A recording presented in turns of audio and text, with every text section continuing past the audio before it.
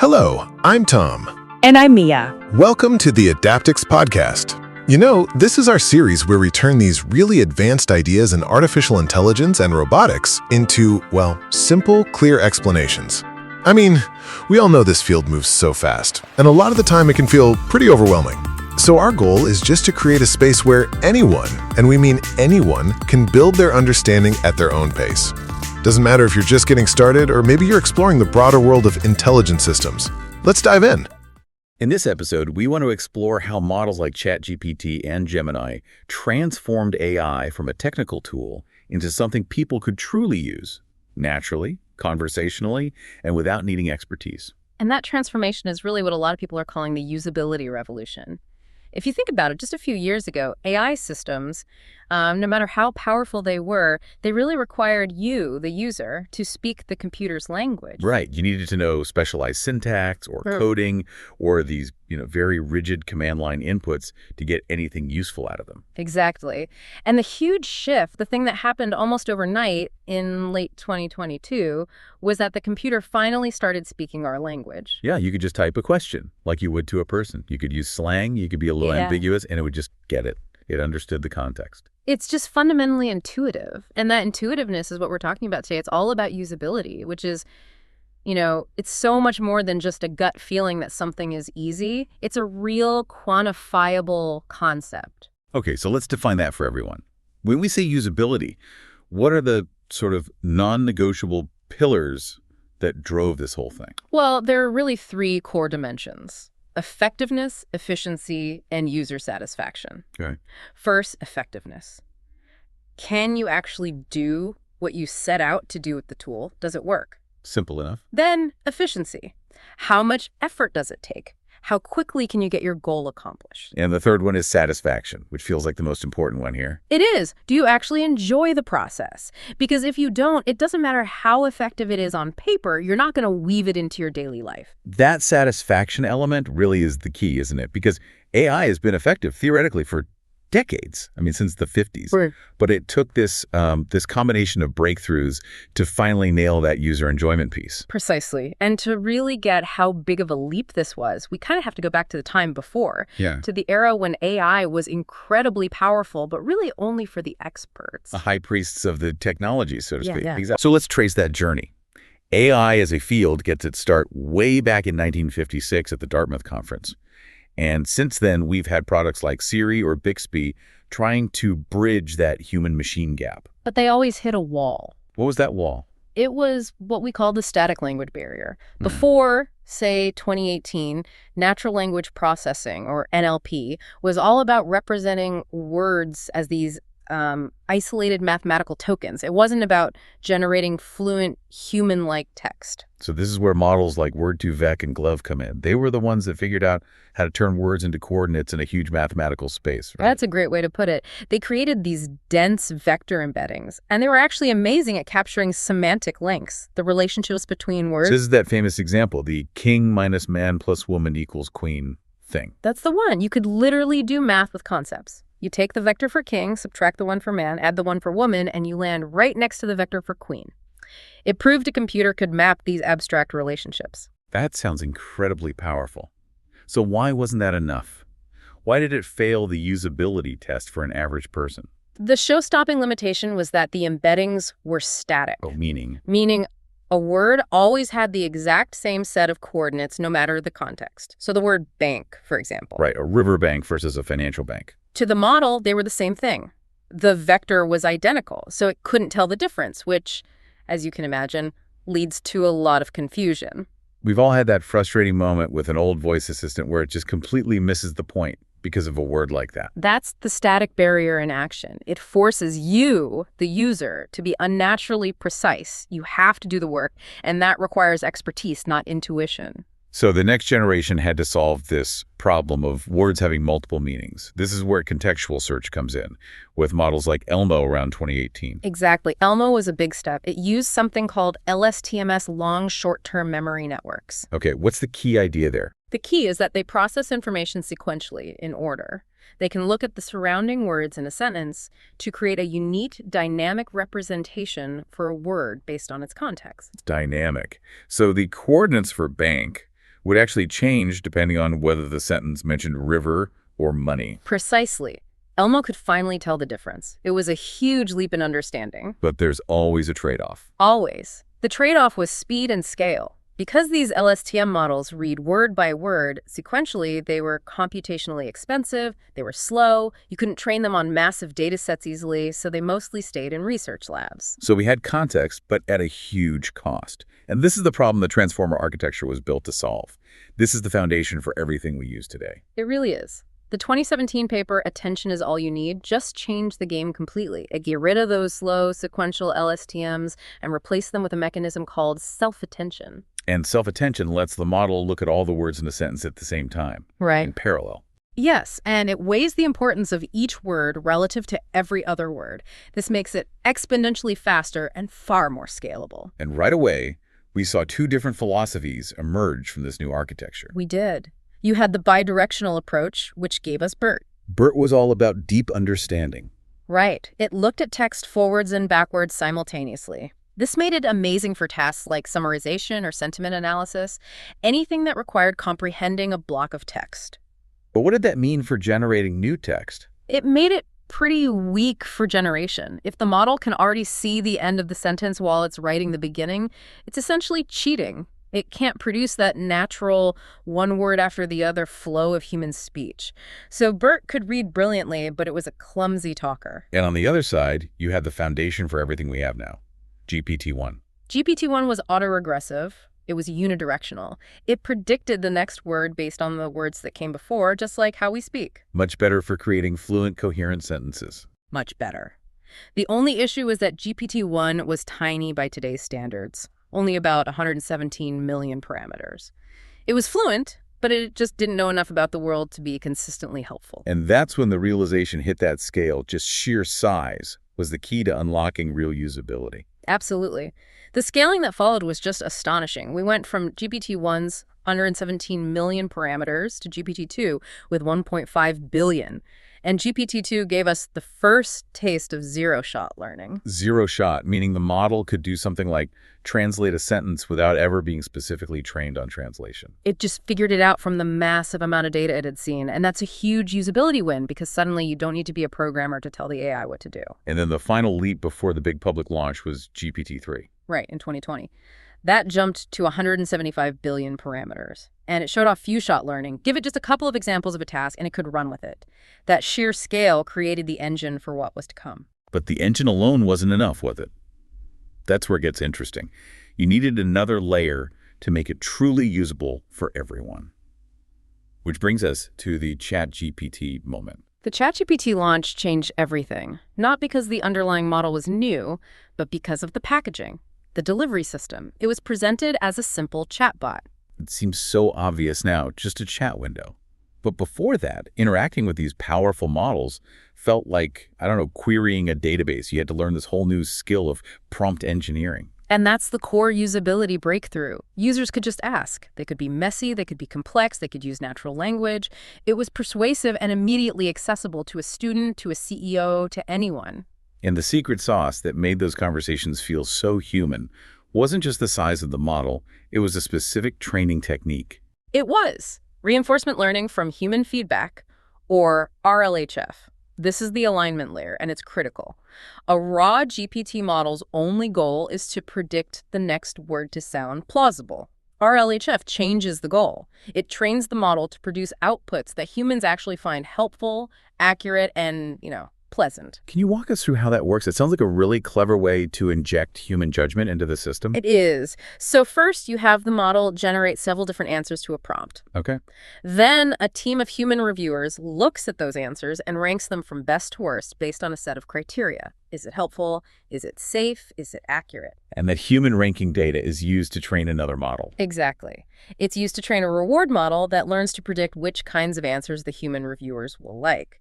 Then finally, you use that reward model to fine-tune the main GPT model. So you're not just telling it what's right or wrong, you're teaching it the nuances of what makes a good answer from a human perspective, like being helpful and context-aware instead of just spitting out facts. Precisely.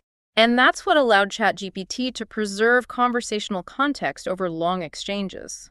It could remember what you talked about 5 questions ago. That turned it from a simple Q&A box into a real collaborator. That continuity is a game changer for usability.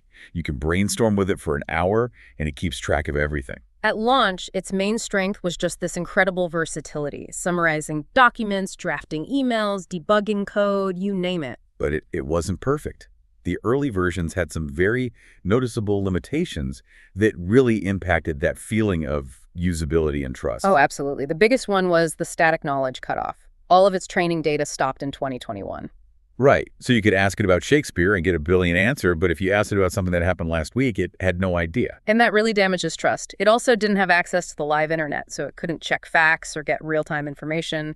Users found that out pretty quickly. The moment your brilliant collaborator tells you they haven't read anything new in 3 years, the magic kind of fades. It does. And this brings us to a really fascinating question. How do you actually measure a usability revolution? It's one thing to say it feels easy, but researchers put hard numbers on this. So how did they do it? How did they formally measure ChatGPT's usability? They use a standard tool in this field called the System Usability Scale, or SUS.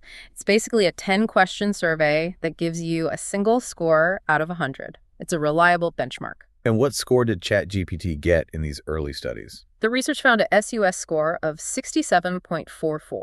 67.44. How should we interpret that? Is that good? Bad? Okay, it falls into what's called the marginal high category. On the grading scale, that's a grade D. The adjective they use is sufficient. A D. That sounds pretty mediocre for a product that took the world by storm. It shows that while the functionality was revolutionary, the user experience wasn't perfect yet. It had significant room for improvement. But more importantly, it was hovering near a very dangerous number. Which is the detractor threshold, right? Correct. Usability experts say that any product with a SUS score below 70 is at risk of creating detractors. People who won't just stop using it, but will actively tell others not to use it because they're disappointed. Exactly. That 67.44 score was flirting with that line. You might love it for brainstorming, but if it gives you factually wrong information for a report because of that 2021 knowledge cutoff, that initial delight turns into frustration very quickly. The easy-to-use interface can't make up for a lack of reliability. That makes total sense. So then the next question is, what actually drove people to adopt it in the first place, despite these flaws? And the research here was pretty clear, wasn't it? Incredibly clear. 2 factors were just decisive: perceived usefulness and perceived enjoyment. So simply put, it was helpful and it was fun. That's it. People used it because it made their lives easier, and they genuinely enjoyed the interaction. That's a powerful combination. A couple of other things mattered too, like facilitating conditions, having the right tech and support, and perceived cost. So the classic formula: make it useful, fun, accessible, and affordable. But the really wild part of this research was what didn't directly convince people to use it. This is where it really flips the script. You would think that perceived ease of use, trust, and compatibility would be the main drivers. I mean, the whole revolution is about it being easy. But they weren't direct predictors of whether someone would use it. How was that possible? The key is a concept called mediation. The effect of those factors was indirect. It was filtered through the user's environment. Okay, you have to unpack that. Yeah. How does ease of use only matter indirectly? Let's take a corporate environment. The ChatGPT interface itself might be incredibly simple to use, high ease of use. But if your company doesn't give you a sanctioned account, or if the network is too slow, or if there's no official support, Then it doesn't matter how easy it is. You can't use it anyway. right. The simplicity of the tool only matters if the surrounding conditions, the facilitating conditions, let you take advantage of it. So the infrastructure has to be there to unlock the benefit of the simple design. Exactly. And we saw the same thing with trust and compatibility. Their influence was mediated by social influence. That's fascinating. So my personal trust in the AI's answers matters less than seeing my friends or colleagues using it. The research suggests that's a huge part of it. If everyone in your social circle or your workplace is using it, sharing results, talking about how useful it is, that social proof is what makes you take the leap. The collective experience validates the tool for the individual. We think of tech adoption as such an individual choice, but this shows how much it's driven by our social and structural context. It really is. Now, all of this so far has been about text, but user expectations moved on very, very quickly. The next big leap in usability wasn't about better text. It was about AI understanding everything else. That's the multimodal era, with models like Gemini leading the charge. The expectation shifted from, I'll type in the box, to, this AI should understand me, my screen, my voice, my images. And Gemini's architecture was built from the ground up for this, right? Yeah. It wasn't just a text model with image recognition bolted on. Not at all. It uses a multimodal transformer architecture. The key is that it was designed to natively and seamlessly integrate everything, text, code, images, audio, video, into one single framework. And for the user, what does that unlock? It unlocks what we call cross-modal reasoning. You can give it a chart as an image, a paragraph of text explaining the chart, and a code snippet that produced it, and it can reason across all of them at once to give you a single, cohesive analysis. That sounds incredibly powerful for complex work, but also very computationally expensive. Oh, it is. It requires huge computational resources, which can mean more latency. But for users who need to synthesize information from all these different sources, the performance is worth the cost. It solves problems a text-only model just can't. As a point of contrast, we should also talk about an alternative approach, like DeepSeek, which focus more on efficiency. DeepSeek is a great example of a different philosophy. It uses what's called a mixture of experts, or MOE, architecture. So instead of using the entire massive model for every single question, It only activates a small subset of specialized parameters, the experts, that are most relevant to your specific query. it's like having a giant consulting firm, but you only call in the legal expert for a legal question, instead of having the entire firm show up for every meeting. That's the perfect analogy, and the result is a massive gain in efficiency and domain-specific robustness. It's much cheaper to run and can be highly optimized for specific fields like law, medicine, or finance. It proves that efficiency can be just as important a usability feature as raw power. Okay, so we have these different architectures, but let's bring it back to the user experience. Raw power is the engine, but usability is the interface that makes it drivable. How does this all connect back to user comfort and trust? This is where we see that techniques like RLHF aren't just technical tricks. They are fundamental design decisions aimed at maximizing that fluency and consistency that makes a user feel comfortable. And researchers have really zeroed in on what users care about most. What are the key metrics? The research is pretty clear. Usability is by far the dominant factor. It accounts for about 35% of what users care about. This is the basics. Is it easy? Is it fast? Is it accurate? Does it handle errors well? So if it's not fast and simple, nothing else really matters. What's the next biggest factor? Trust, at around 17%. And this is huge. It covers credibility, dependability, and transparency. Users need to feel like the system will be honest about its own limitations, especially about hallucinations. Right, if you can't trust what it's telling you, the whole thing falls apart. Then you have intelligence at 15%. This is the user's perception of its reasoning ability, its creativity, its logical chops. And finally, there's that emotional component we talked about. That's affect at 13%. Huh. This covers enjoyment, comfort, positive, and negative emotions. The fact that affect is so high on the list just proves why that conversational alignment from RLHF is so critical. It has to feel good to use. It's amazing that usability is number one by such a margin, but it's clear that you need that whole package of utility, trust, and a pleasant experience to make it work. And researchers are now actively trying to manipulate these factors, for example, by experimenting with the model's communicative style. What does that mean in practice? Well, it can be subtle things, like programming in a slight hesitation or having it rephrase something, like, let me put that another way.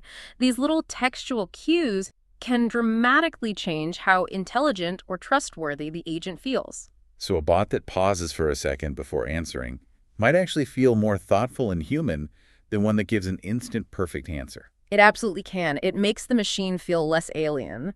And of course, they focus on the basics, like fluency and answer correctness, because we know how much that impacts the experience. And we know what happens when accuracy fails.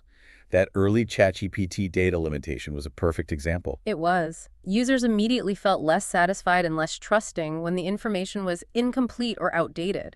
It just proves that no matter how good the conversation is, it has to be backed up by accurate, logical information to be truly usable. So what has this meant for the real world? This shift has basically turned AI from a niche tool for programmers into a universal interface for, well, for everyone. It really has. In productivity, people are writing complex emails, summarizing 100-page reports, debugging code in minutes, tasks that used to take hours. And it's moved into creative and specialized fields too. Oh, absolutely. brainstorming ad campaigns, generating scripts, tutoring students, synthesizing medical research.